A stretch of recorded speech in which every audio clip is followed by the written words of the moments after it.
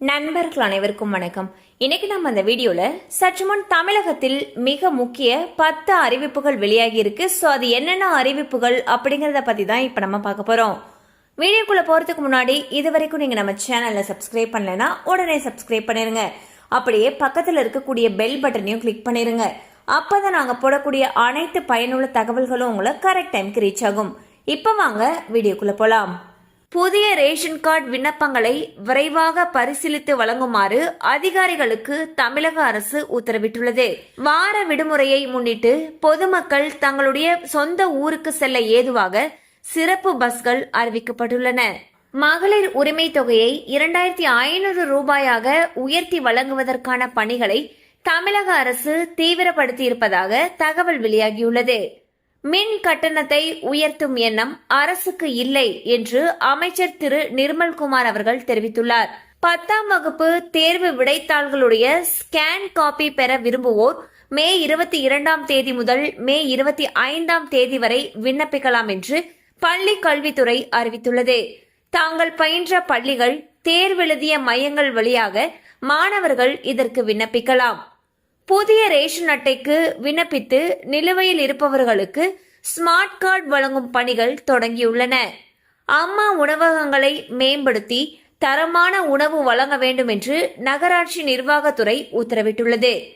10ஆம் வகுப்பு பொதுத் தேர்வு எழுதிய மாணவர்கள் தாங்கள் பயின்ற பள்ளி HMஐ அணுகி தற்காலிக மார்க் ஷீட்டுகளை பெற்றுக்கொள்ளலாம் என்று அரசு அறிவித்துள்ளது. இதற்கு மே 22ஆம் தேதி பள்ளிகளை அணுகலாம் என்றும் தெரிவிக்கப்பட்டுள்ளது. தங்க கடனில் புதிய மாற்றங்களை RBI அறிவித்துள்ளது. அதன்படி 2.5 லட்சம் ரூபாய் வரை கடன் பெறுபவர்களுக்கு தங்கத்துடைய மதிப்பில் 85%, 2.5 லட்சம் ரூபாய் முதல் 5 லட்சம் வரை கடன் பெறுபவர்களுக்கு தங்கத்துடைய மதிப்பிலிருந்து 80%, 5 லட்சத்துக்கு மேல் கடன் பெறுபவர்களுக்கு 75% கடன் தொகையாக கிடைக்கும் என்று தெரிவிக்கப்பட்டுள்ளது. தமிழகம் முழுவதும் ரேஷன் கடைகளில் பொருட்கள் நியாயமான முறையில் தட்டுப்பாடின்றி வழங்க முதலமைச்சர் திரு விஜய் அவர்கள் உத்தரவிட்டுள்ளார்.